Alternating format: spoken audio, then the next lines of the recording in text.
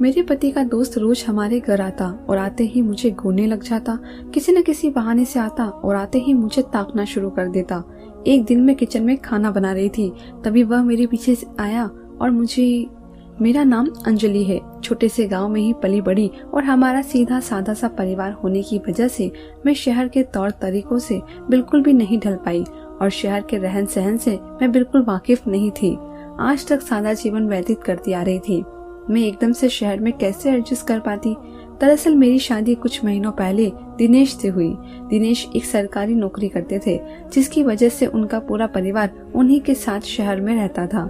शादी के बाद अक्सर मुझे परेशानियों का सामना करना पड़ता था, क्योंकि गांव में हम लोग नीचे चटाई लगाकर एक साथ पूरा परिवार बैठकर खाना खाते थे, जबकि यहाँ आने के बाद मैंने देखा कि सबका खाना खाने का अलग अलग समय था और रहन सहन का तरीका भी कुछ अलग ढंग से था। खैर, जैसे तैसे मैं अपने ससुराल के तौर तरीकों में पूरी तरह ढल गई। मुझे अपने गांव जाने का मौका बहुत कम मिलता था, क्योंकि दिनेश मेरे सास ससुर के इकलौते बेटे थे, इसलिए घर में केवल हम 4 सदस्य थे। तो मेरी सास का यही कहना था कि अंजलि के बिना घर सूना सूना सा लगता है, इसके होने से घर में रौनक लगी रहती है। बस यही वजह थी कि मेरा गांव जाना नहीं हो पाता था। वैसे अगर कभी कभार माँ पापा से मिलने का मन होता तो दिनेश मुझे मिलवा के ले आते। खैर, आज दिनेश का जन्मदिन था। पूरे घर में सजावट हो रही थी। सभी लोग दिनेश को बधाई दे रहे थे। कुछ देर के बाद दिनेश मेरे पास आकर बोले, क्यों भाई अंजलि, तुम्हें मेरे जन्मदिन की खुशी नहीं है क्या? मैं उनकी बातों से चौंक सी गई। मैंने मन ही मन सोचा कि ये ऐसे कैसे बोल रहे हैं। तभी मैंने कहा कि क्या हुआ दिनेश, भला मुझे क्यों खुशी नहीं होगी? तभी दिनेश हंसने लगे और कहा कि मुझे तुमने विश नहीं किया। मैंने भी उन्हें चूटी काटते हुए कहा, अच्छा जी, विश नहीं किया? और वह जो कल रात 12 बजे विश किया था, वह किसने किया था? तभी दिनेश भी मस्ती मूड में बोले कि वह तो रात का समय था ना, अभी सवेरे तो नहीं किया। मैंने फिर कहा कि ठीक है, अभी कर देती हूँ। मैंने कहा, हैप्पी बर्थडे पतिदेव जी। दिनेश ने भी प्यार भरा थैंक यू कहते हुए मुझे गले से लगा लिया। कुछ देर तक हम ऐसे ही बात करते रहे और फिर जब पड़ोस से लोग आने लगे तब मैं उनकी सेवा में लग गई। शाम का समय हुआ, सभी मेहमान इकट्ठे हो गए और केक कटिंग की गई। तभी मुझे कुछ अजीब सा लगा कि दिनेश का एक दोस्त जब से आया था तब से मुझे घूरे जा रहा था। जब मैं उसकी तरफ देखती तो वह झट से नजर को फेर लेता और कुछ देर बाद फिर से वही हरकत शुरू कर देता। मुझे बार बार गुस्सा आ रहा था कि कितना बेशर्म आदमी है, जरा भी लिहाज नहीं है। वह तो ऐसे देख रहा है जैसे मैं उसकी बीवी हूँ। खैर, मैं आए मेहमानों के सामने कोई तमाशा नहीं करना चाहती थी, इसलिए उस पर ध्यान देना बंद कर दिया। फिर ऐसे ही पूरा फंक्शन खत्म हुआ। सब लोग अपने अपने घर चले गए। मैंने सब सामान वगैरह समेटा और कमरे में चली गई। वहाँ जाकर मैंने दिनेश से पूछा कि वह बड़ी बड़ी मूछ वाला आपका जो दोस्त घर पे आया था, उसका क्या नाम था? दिनेश ने कहा कि राहुल। क्यों, क्या हुआ? सब खैर तो है ना? मैंने कहा, नहीं नहीं, ऐसी कोई बात नहीं, मैं तो वैसे ही पूछ रही थी, क्योंकि आज से पहले उसे कभी हमारे घर में नहीं देखा था, इसलिए पूछ रही थी। दिनेश ने कहा कि अच्छा कोई बात नहीं, चलो तुम अब सो जाओ, काफी रात हो चुकी है। मैं सो गई, लेकिन पार्टी से ज्यादा मेरे दिमाग में उस लड़के की बात चल रही थी कि आखिर वह किस नियत से मुझे घूर रहा था।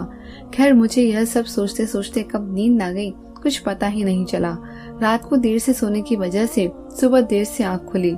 जब मैं उठी तब तक दिनेश ऑफिस के लिए तैयार हो चुके थे और माँ जी ने उनका टिफिन तैयार कर दिया था।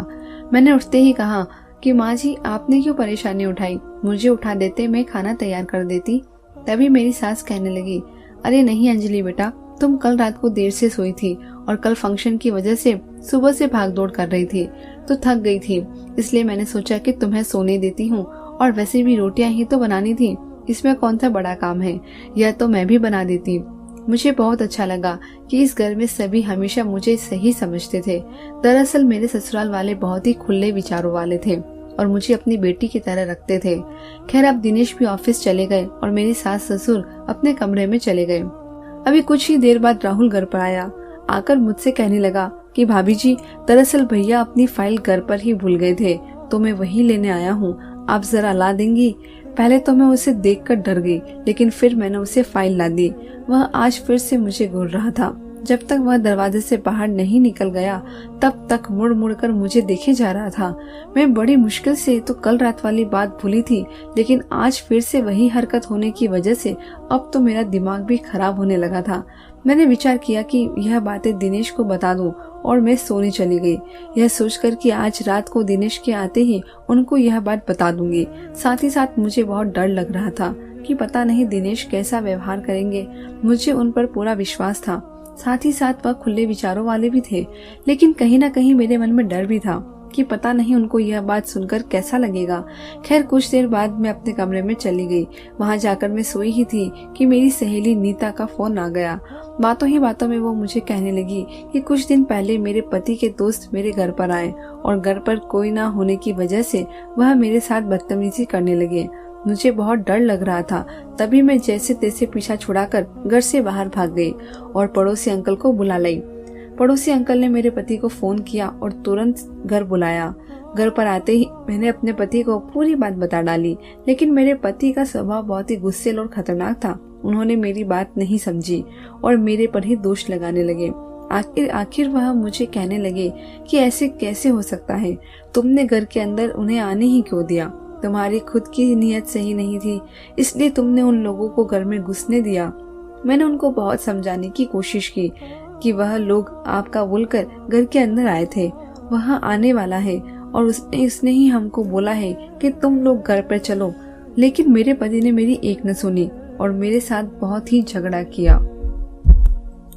अब उसकी बातें सुनकर मेरे मन में भी डर बैठ गया, कहीं दिनेश मेरे साथ भी ऐसा व्यवहार तो नहीं करेंगे। लेकिन कहीं ना कहीं मुझे यह भी तसल्ली थी कि नहीं, दिनेश ऐसे नहीं है, वह बहुत ही खुले विचारों वाले और अच्छी सोच वाले हैं। वह मुझे हमेशा से समझते हैं, इस बार भी समझेंगे। और मैं खुद से ही बातें करने लग गई कि भला मेरी इसमें गलती ही क्या है। गलती उस लड़के की है जो मुझे बुरी तरह से घूरे जा रहा था, तो फिर मैं क्यों डरूं। मैं यही सोचते सोचते फिर सोने ही लगी थी कि मेरी सास ने आवाज दी कि बेटा दोपहर का समय हो गया है, जरा तुम्हारे पिताजी को चाय बना दो, उन्हें दवाई लेनी है। मैं उठी और किचन में चाय बनाने लग गई, लेकिन मेरा दिमाग तो अभी उसी टेंशन में था कि पता नहीं दिनेश कैसा व्यवहार करेंगे और आखिर उस लड़के की नीयत क्या थी। खैर जैसे तैसे मैंने विचार किया कि नहीं, मैं दिनेश को कुछ नहीं बताऊंगी, पहले मैं इस बात की पूरी गहराई तक जाऊंगी। देखते हैं, जब अगली बार वह राहुल कुछ ऐसी हरकत करेगा तब मैं दिनेश को बताऊंगी। इससे पहले उस बात को यही ठप करने की सोच ली और मैंने दिनेश को कुछ नहीं बताया। लेकिन मेरे मन में कहीं न कहीं यह डर भी था कि अगर बाद में दिनेश को पता चला तो कहीं और ज्यादा कोई गड़बड़ ना हो जाए। लेकिन मैंने जैसे तैसे अपने मन को समझा लिया और सोचने लगी, नहीं, अगली बार अगर ऐसी कुछ हरकत हुई तभी बताऊंगी। खैर ऐसे ही कुछ दिन निकलते गए। एक दिन फिर राहुल हमारे घर पर आया। उसने वही हरकत शुरू कर दी। मैंने उससे बात की कि आपको क्या चाहिए, कब से आपको देख रही थी, कितने दिन हो गए मुझे आपको देखते हुए कि आप जब भी हमारे घर आते हो तो मुझे घूरते रहते हो, आखिर आपकी प्रॉब्लम क्या है। राहुल बिना कुछ बोले वहाँ से चला गया। अब तो मुझे और भी ज्यादा वहम होने लगा कि कुछ तो गड़बड़ है। राहुल कुछ गंदी नीयत से ही देख रहा होगा, तभी उसके पास कोई जवाब नहीं होने की वजह से वह चुपचाप चला गया। अब मैंने दिनेश को बताना ही जरूरी समझा। मैंने विचार किया कि जो होगा सो देखा जाएगा, मैं दिनेश को बता ही देती हूँ। फिर मैं कमरे में गई दिनेश को बताने के लिए, लेकिन जैसे ही कमरे में गई तो दिनेश सो चुके थे। फिर मैं भी उनका उतरा हुआ चेहरा लेकर सो गई। दूसरे दिन मेरे मन में ख्याल आया कि क्यों ना मैं राहुल के घर जाकर उसकी फैमिली को सब कुछ बताऊं, ताकि वह लोग उसे समझाएं। साथ ही यह तो पता चले कि राहुल के परिवार में कौन कौन है, आखिर वह ऐसे क्यों कर रहा है, क्योंकि जिसके घर में औरतें होती हैं वह ऐसे औरतों पर नजर नहीं रखते। खैर मैंने यह सोचकर एक दिन दिनेश का पीछा करते हुए राहुल का एड्रेस पता किया और दूसरे दिन राहुल के घर पहुंच गई। वहां पर जाकर देखा तो उसके घर में कोई नहीं था, बाहर की तरफ ताला लगा हुआ था। मैंने चारों तरफ घूम के देखा तो पीछे का दरवाजा खुला हुआ पाया। मैं पीछे के दरवाजे से राहुल के घर के अंदर गई। घर के अंदर जाकर देखा तो पूरा घर सुनसान पड़ा था, पूरे घर में कोई नहीं था। मैंने मन में विचार किया कि शायद कहीं घूमने गए होंगे। मैं वापस जाने ही लगी थी कि तभी मेरी नजर एक दीवार पर लगी तस्वीर पर पड़ी जो बिल्कुल मेरे जैसी ही थी। मुझे एक बार के लिए तो लगा कि यह तस्वीर मेरी ही होगी। मैं फिर उस तस्वीर के बिल्कुल पास गई और गौर से देखा तो पता चला कि यह तो मेरी ही तस्वीर थी। अब तो मुझे राहुल पर पूरा शक हो गया था कि कोई ना कोई माजरा जरूर है। फिर मेरे मन में ख्याल आया कि हो सकता है राहुल मुझे पसंद करता हो, लेकिन फिर मेरे को राहुल पर घिन आने लगी कि एक आदमी शादीशुदा औरत पर ऐसे कैसे नजर रख सकता है, वहाँ अपने घर में मेरी तस्वीर रखता है। दिनेश तो राहुल के घर आते ही होंगे और दिनेश ने कभी कोई रिएक्ट नहीं किया क्या मेरी तस्वीर देखकर। फिर मैं इन्हीं ख्यालों में खोई हुई थी, तभी मैं घर की तरफ चल पड़ी। मैंने सोचा कि मैं घर जाकर आज दिनेश से पूछूंगी कि दिनेश राहुल के घर पर मेरी तस्वीर क्या कर रही थी। मैं घर आ गई। घर आकर खाना बना रही थी, तभी दिनेश का फोन आया। वह कहने लगा कि मुझे मीटिंग के लिए दिल्ली जाना पड़ेगा, इसलिए मैं घर पर नहीं आ पाऊंगा और तुम ड्राइवर के साथ मेरे कपड़े भेज दो ऑफिस में ही।